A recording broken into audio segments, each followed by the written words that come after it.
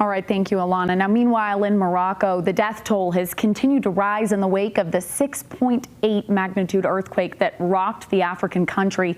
Now, for people in Utah, that quake hits close to home and has sparked fears of when the big one could come here. ABC4's Annika Johns joins us live from the Utah Department of Natural Resources after speaking to geologists and Utahns affected by the disaster. Annika.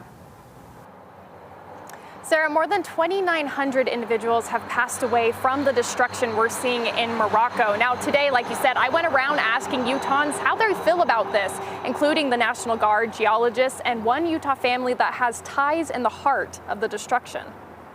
Videos of people running for their lives as homes and buildings come crashing down around them give us here in the States only a glance of the destruction those in Morocco are facing. The reality is worse than it seems, because on TV or on the internet, you cannot smell the terrible stench. You cannot feel the psychological devastation and so on. So it's pretty bad. Norman Piccioni, who lives in St. George, says he has family in Morocco, including his brother Dag and his mother Silvana. I have to say that both of them have been through a lot of experiences before. These are people who have been traveling, who have been in conflict areas.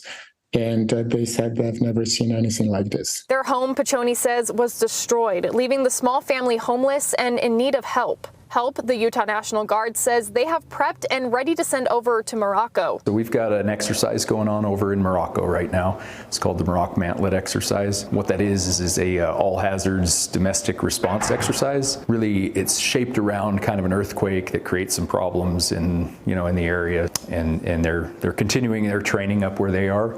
But they're definitely ready to respond if something comes down, redirecting them. But Utah geologists say that while Utah could see an earthquake at this magnitude, the destruction wouldn't be the same. It's similar size of earthquake, like a 6.8 in Morocco. We could definitely have a 6.8 here in Utah. Luckily, because the U.S. has more modern building standards and building codes, a lot of our buildings here are in much better condition to withstand an earthquake like that than they are in Morocco.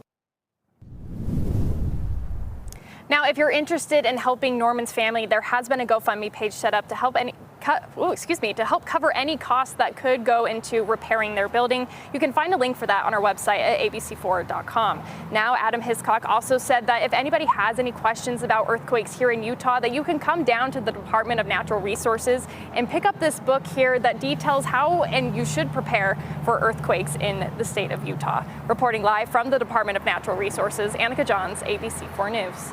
Great information there. Thank you.